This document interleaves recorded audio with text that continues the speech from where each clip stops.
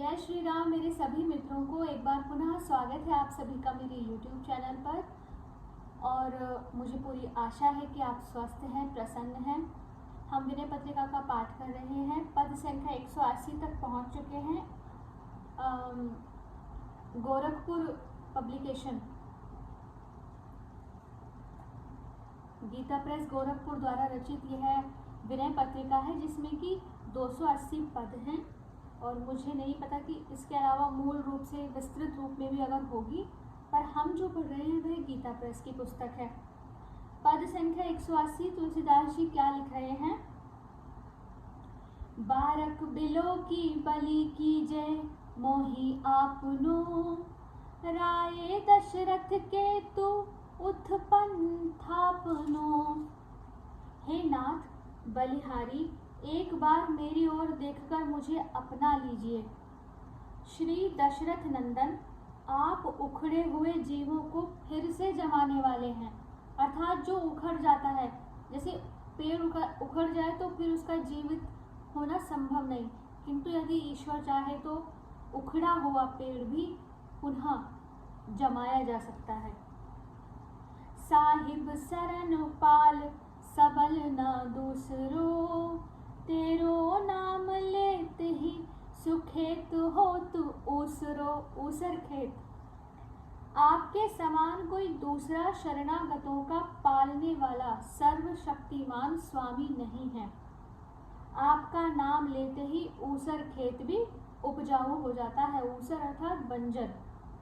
भाव यह है कि जिनके भाग्य में सुख का लेश भी नहीं, वे भी आपके नाम के जप से भक्ति ज्ञान को प्राप्त कर परम आनंद को प्राप्त करते हैं। वचन कर्म तेरे मेरे मन गड़े हैं, देखे सुने जाने में जहान जेते बड़े हैं। आपके वचन और कर्म मेरे मन में गड़ गए हैं। स्थान स्थान पर दीनों के उद्धार की प्रतिज्ञा, अजामिल गणिका आदि दीनों के उद्धार रूपी कर्म देखकर मुझे दृढ़ विश्वास हो गया है, और मैंने उन लोगों को भी देख सुन और समझ लिया है जो दुनिया में बड़े कहे जाते हैं। तो यहाँ पे तुलना कर रहे हैं कि जो दुनिया में अपने आप को बड़ा मानते हैं, मैंने उन्हें भी देख लिया है। और मैंने वो कथाएं तो बार बार सुनी है जो बताती हैं कि आपने किस तरह दीनों का उद्धार किया, जैसे कि गणिका, अजामिल, जटायु, शबरी, अहिल्या, निषाद, केवट और भी अनेक, गिलहरी। आगे क्या लिखा है? कौन कियो समाधान सन्मान शीला को, भृगुनाथ सो ऋषि जितैया कौन लीला को। उनमें से किसने शिला हुई अहिल्या का शाप दूर कर उसे शांति प्रदान की।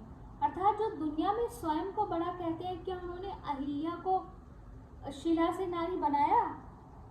और किसने लीला से ही परशुराम जैसे महाक्रोधी ऋषि को जीत लिया? किसी ने नहीं। मात पितु बंधु हितु लोक वेद पाल को, बोल को अचल नत करत निहाल को। माता पिता और भाई के लिए किसने लोक और वेद की मर्यादा का पालन किया? अपने वचनों का अड़िग कौन है? और प्रणाम करते ही प्रणत को कौन निहाल कर देता है? जैसे विभीषण जी को किया था, तो ऐसे तो केवल श्री राम जी ही हैं। संग्रही स्नेह बस अधम असाधु को, गीध सबरी को कहो करिहे सराधु को।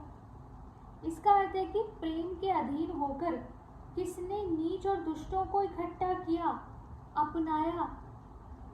गीध और शबरी का माता पिता की तरह कौन श्राद्ध करेगा, प्रेम करेगा। संग्रही स्नेह बस, ये तो हम पढ़ चुके हैं। निराधार को आधार, दीन को दयालु को, मीत कपि केवट रजनी निश्चर भालू को। जिनके कहीं कोई सहारा नहीं है, उनका आधार कौन है? दीनों पर दया करने वाला कौन है? बंदर, मल्लाह, राक्षस, रीछों का मित्र कौन है? सिवाय रघुनाथ जी के और कोई नहीं।